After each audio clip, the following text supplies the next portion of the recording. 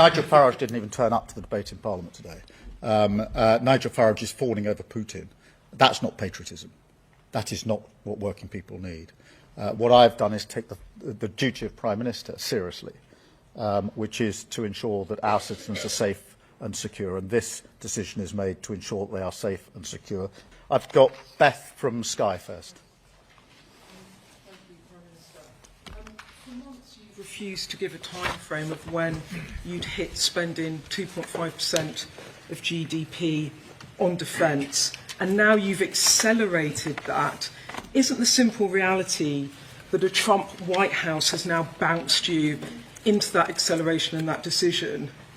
And you say this is a generational moment, you reference the Cold War, you sound like a Prime Minister on the war footing. Should viewers be alarmed at how significant this moment is, and what does it really mean for our national security? Thank you. Well, Beth, this is a significant moment. And that is why we've got to rise this generational change. It is a moment where we have to fight for peace through the action that we take. And in relation to your question about the timing, I think in our heart of hearts, we've all known that this decision has been coming for 3 years, since the beginning of the conflict in Ukraine. The last few weeks have accelerated my thinking on when we needed to make this announcement. And I'll be very clear about that, because it is absolutely clear to me now that the decision that, as it were, started life 3 years ago needs to be taken now to rise to the challenge that we have to face. The conflict in Ukraine is about the sovereignty of Ukraine, but it's also about security and defence in Europe and our security and defence. And the first duty of government is to ensure that its citizens are secure, and that is why I'm taking that as a matter of duty and responsibility today. Thank you, Beth. Can I go to Carl, ITV? Thank you, Prime Minister. The Russians have been in Ukraine for 3 years now. What has changed is the response from the White House. You wouldn't be making this announcement today if you weren't going to see Donald Trump on Thursday, would you? And could I also ask, is he the reason why you've decided to take the money for defence from the aid budget? Well, on the timing, I do think that this is a decision that's 3 years in the making. I do think that we've known that this decision had to be taken.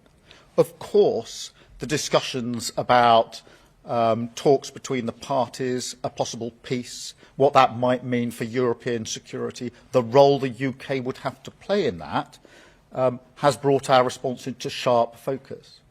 I have made a commitment for the safety and security of our country that we will play our full part in any security guarantees if we get that far. And that includes a commitment, if necessary, to use capabilities such as putting our boots on the ground, subject to a US backstop. But it is that context, and in that context, that yes, I have pushed our system to move this date forward, because I think it's vital that we take this decision now, that we rise to the occasion, and we show the leadership that's needed across Europe in response to a very changed context, and that's why I've made this decision today. Thank you. Chris Mason. Thank you, Prime Minister. Chris Mason, BBC News. Picking up on Carl and Beth's question, what do you say to those people who might think that Donald Trump is now effectively setting UK government policy? And have you done an assessment on the impact of the cutting of the aid budget? Thank you. I've been arguing for some time in most of the meetings I've been to since I've been Prime Minister for 7 or 8 months now that European countries, including the United Kingdom, needed to do more for our own collective self-defence and security. So that is not a new argument. Yes, it's true President Trump thinks we should do more, and I agree with him. It chimes with my thinking on this. And by more, I mean more capability, I mean more coordination, and I need more spending. And we have to learn the lessons of the conflict, particularly when it comes to capability and coordination. The war being fought in Ukraine, I felt this very strongly when I was there a few weeks ago, is being fought now in a very different way to the way it was being fought just 3 years ago. We're seeing firsthand what conflict looks like in Europe in 2025. We have to respond to that for the safety and security of our country. So this is very much my decision based on my assessment of the circumstances that we face as a country. And it is taken first and foremost to ensure that the United Kingdom and its citizens are safe and secure. That is the first duty that I have as Prime Minister. It is my duty, my responsibility, and that is why I have taken this decision today. Thank you. Chris Hope. Chris. Prime Minister Christopher Hope from GB News. In July, Reform UK fought the election on a policy to increase defence spending to 2.5% of GDP by 2027 and 3% of GDP after 2030, funded by a £6 billion saving in the aid budget. You said you'll do similar. You'll increase defence spending to 2.5% by 2027, 3% after 2030, funded by a £6 billion cut in the aid budget. Are you Nigel Farage in disguise? Nigel Farage didn't even turn up to the debate in Parliament today. Nigel Farage is fawning over Putin. That's not patriotism. That is not what working people need. What I've done is take the duty of Prime Minister seriously, which is to ensure that our citizens are safe and secure, and this decision is made to ensure that they are safe and secure. It is a decision intended to ensure that we fight for the peace that we've enjoyed for the last 80 years, so that for generations to come they can enjoy the freedoms that we have enjoyed. So I've taken this with only one thing in mind, and that is the citizens of this country, for whom I am responsible. Thank you, Chris. Theo, Times Radio. Theo Ashwood, Times Radio.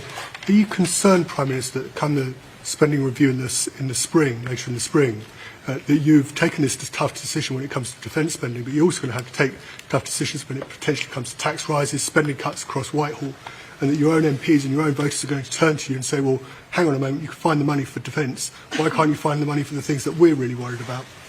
Look, I have taken tough decisions. We took tough decisions in the budget.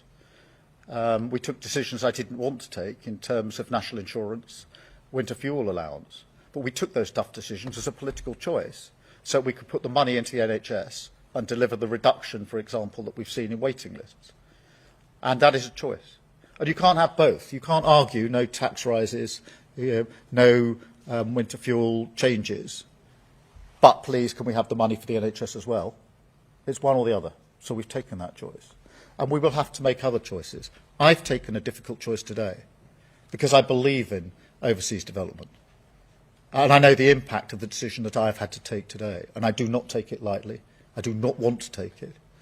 But the choice I've taken is that if we are going to ramp up defence spending in the way that I believe we have to, which underpins the decision I've made, then it is important that on the same day that I set out the extra spending, I set out pounds and pence precisely how we're going to fund it.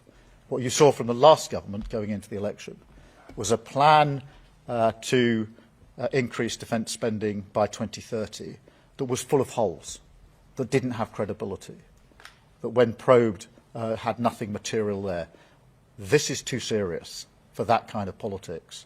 This is about a credible plan put forward to ensure the security and defence of our country and of Europe, and that's why I've taken the difficult decision today to do a switch spend from development aid into defence, not a decision that I, as a British Labour Prime Minister, would have wanted to take, but a decision that I must take in order to secure the security and defence of our country. Jason from the Mail. Thanks, PM. You're off to see Donald Trump in a couple of days. We've had him calling Zelensky a dictator, suggesting he could be cut out of talks about the future of his own country. Can you change his mind about Ukraine? And I think you've had a chat with President Macron this afternoon. There's other European leaders coming here on Sunday. To what extent is this now a European effort to kind of lobby the US back into a better position? I have spoken to President Zelensky a number of times. I spoke to him on Wednesday night as the democratic elected leader in Ukraine. I spoke to him again on Saturday.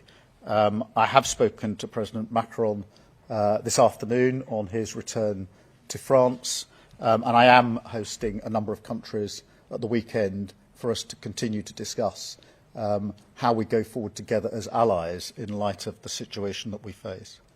But I come back to something I said earlier today. This is not about a choice between the US or Europe. That would be a historic mistake in my view. This country has always been a key ally of the US and a keen ally with our European partners, and it's important that we continue to do so. The US is our most important alliance on NATO, on our nuclear capabilities, on AUKUS, and so much more that we do together. We fought wars together. We have an incredible amount of trade between us. And that alliance matters to me, it matters to this country. But equally, we have to ensure that we have the right alliances with our European partners, so that together, in the way that this country has always done, and drawing together our European partners and the US, we have strength in our special position, the special relationship, which is not just a set of words. It's forged and has been forged over many years and withstood many, many challenges, and is important today as it's ever been, in my view. Thank you. I've got Harry from The Sun. Thank you, Prime Minister. Harry Cole from The Sun. You talk about our most important alliance and the special relationship there. Can I get your reaction then to the remarkable scenes we saw at the United Nations last night, where the United States, apparently our most important ally, was voting with hostile states like North Korea, Iran, and astonishingly Russia? How did that make you feel as the man who's had to go and sit next to the President on Thursday and say all this stuff to his face? We voted in the way we voted last night, and so the record of the United Kingdom government is clear in relation to our position on Ukraine, and I have said repeatedly that our support for Ukraine is unwavering. We'll support them for as long as is necessary, because this is about the sovereignty of Ukraine. It's about the freedom and security of Europe and of our own country. I will go to see President Trump. I've already met him in September of last year. I've had a number of conversations with him in order to ensure we can take the relationship between our two countries from strength to strength, to make sure we can meet the challenges of the world as it now is together. And for me, that is far more important than commenting on individual resolutions at the UN, notwithstanding the context that that inevitably creates. So I am going. We have a good relationship, and we have a positive relationship. Our countries have a strong relationship, and I will be going to build that relationship and take it from strength to strength. And that is something that President Trump and I have already discussed on the phone in the various exchanges that I've had with him. And then Lizzie from the Mirror. Lizzie. Hi, Lizzie Buckham from the Daily Mirror.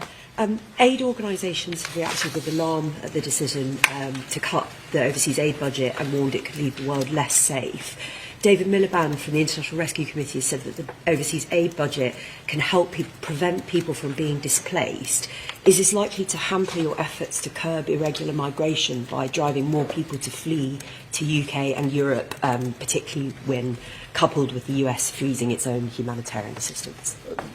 As I've said, the decision on aid and cutting aid is not a decision I wanted to make. And it is important that I'm clear that we will continue our support in areas such as Gaza, Sudan, Ukraine, of course. And that's the context in which we've made this decision. There's a part of the Overseas Development Fund which is being used to pay the hotel bills for asylum seekers whose cases haven't been processed.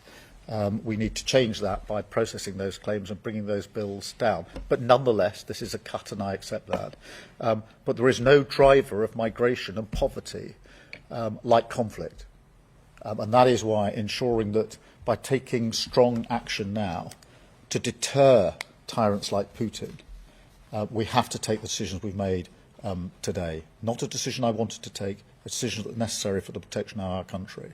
And the very people who are most vulnerable are those that would be hit hardest if there was conflict. And that is why today I've taken necessary steps to avoid conflict. Thank you very much indeed. Thank you.